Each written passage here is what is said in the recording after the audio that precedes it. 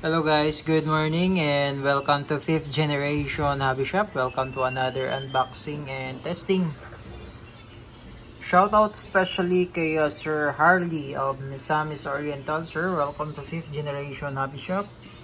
Now we're going to unbox the Walther CP88.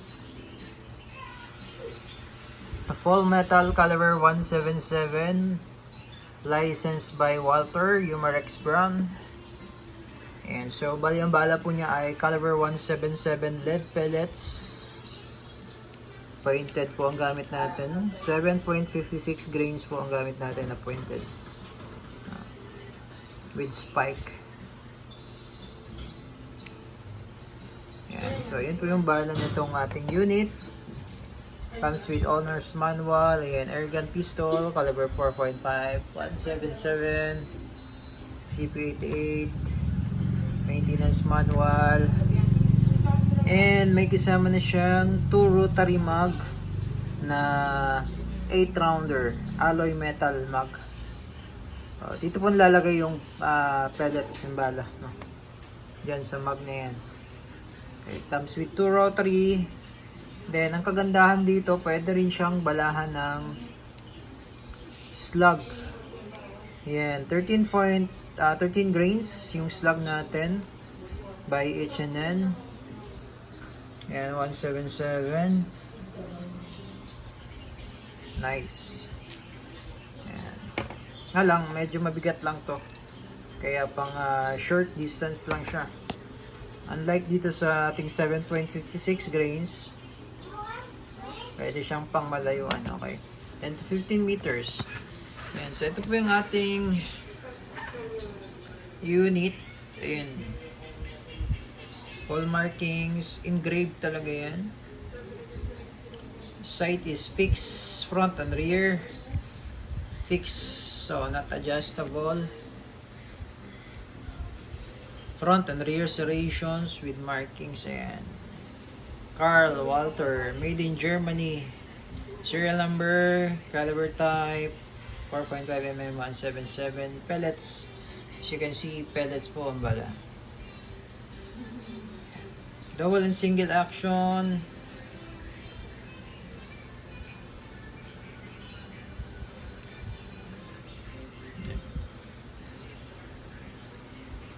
Ganda. Full metal. Okay.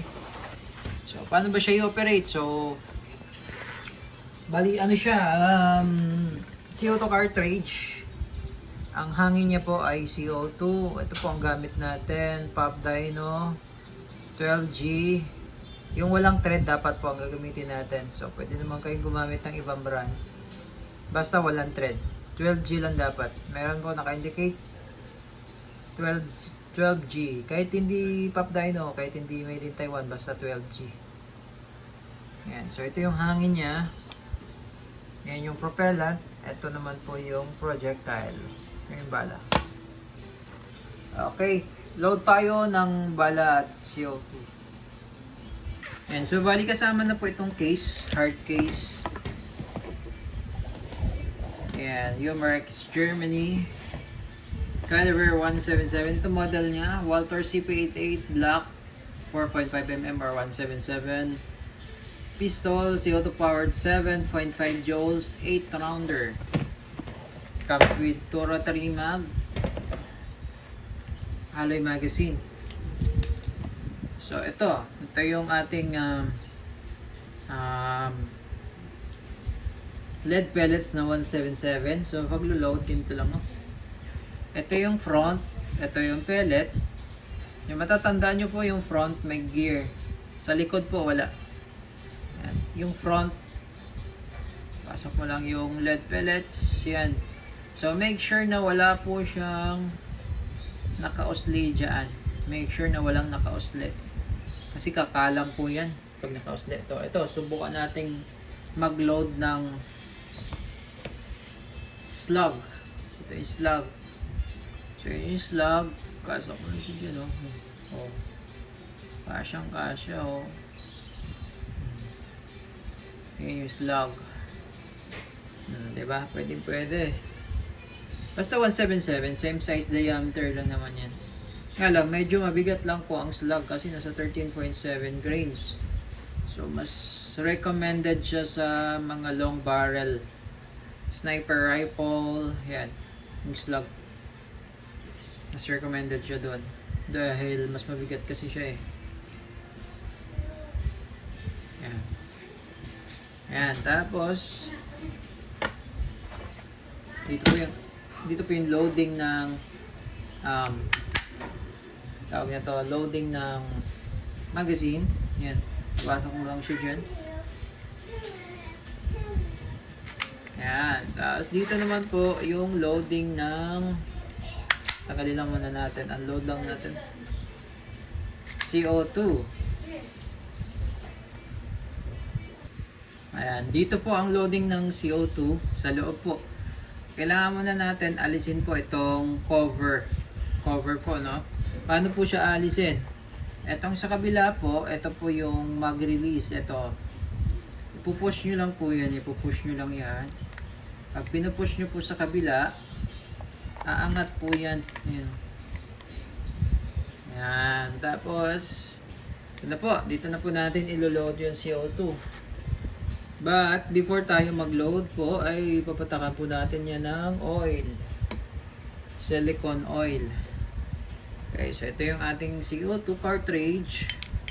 Load na natin siya dyan. And then, ito po, iikutin po natin. Ang ikot po dyan, pag ganyan po, ang ikot po niya ay counterclockwise. Okay, counterclockwise. So, hihigpit po siya, no? Hihigpit po yan. Kapag mahigpit na po yan, mahigpit na, pag hindi nyo na po naiikot itong wheel na yan, mahigpit na po yan, no? Na maiikot. Sorry, mali pala. Okay, sorry. Ang gawin pala natin muna, bago natin higpitan to, sorry, nagkamali tayo. Ilagay muna natin siya sa open position. Ito. Ito po, ano? Ito. Yan. Okay. Yan po yung power position.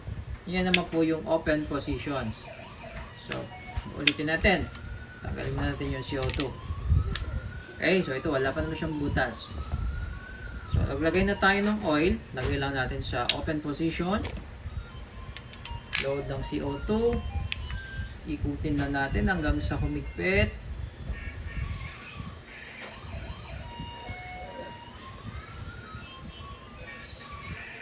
Yan. So, pag ito nilagay natin sa power position, itutulak niya yung CO2 hanggang sa mabutas ng bracket na ito.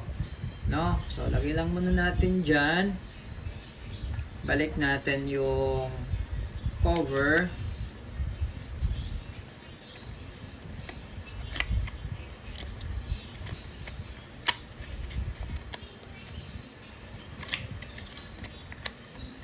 Yan.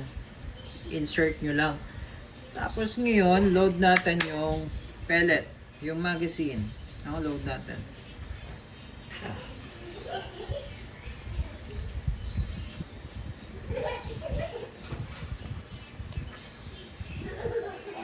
Yan. So, load natin yung pellet.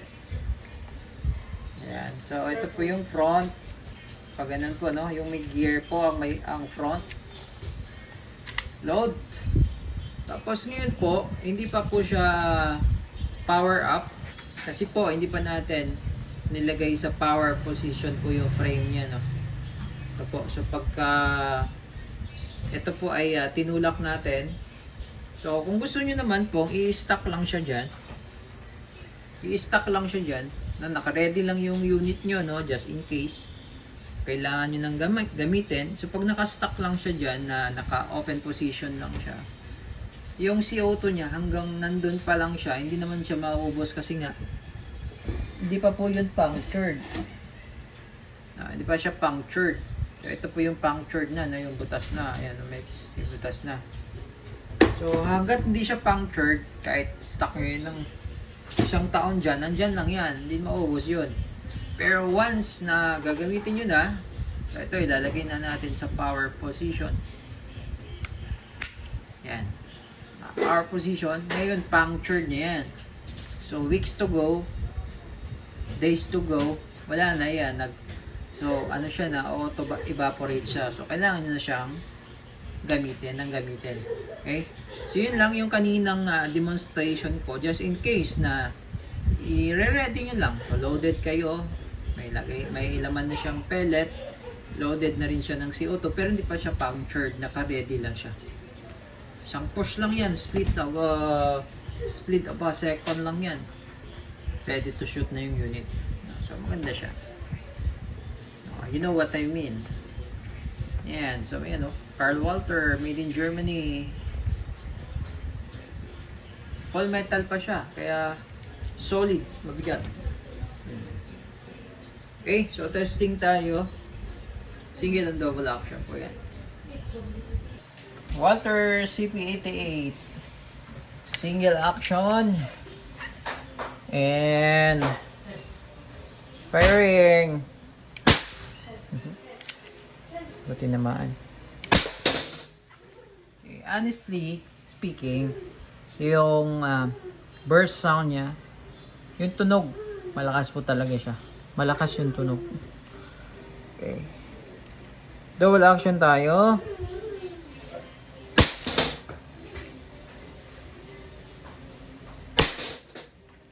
Yan, halimbawa naikasan nyo, naibaba nyo yung hammer. Then, nagdalawang isip kayo, hindi nyo na ipuputok, pwede nyo siyang i-decock. So, pag di-decock, etong hammer, baba.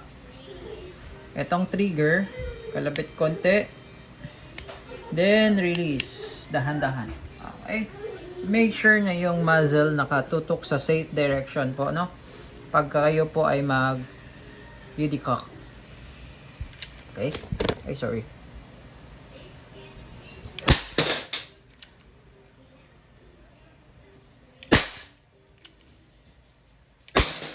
So, pwede siyang double action. Yan, pwede. Semi-automatic po yan. Okay. Walter CP88. All goods.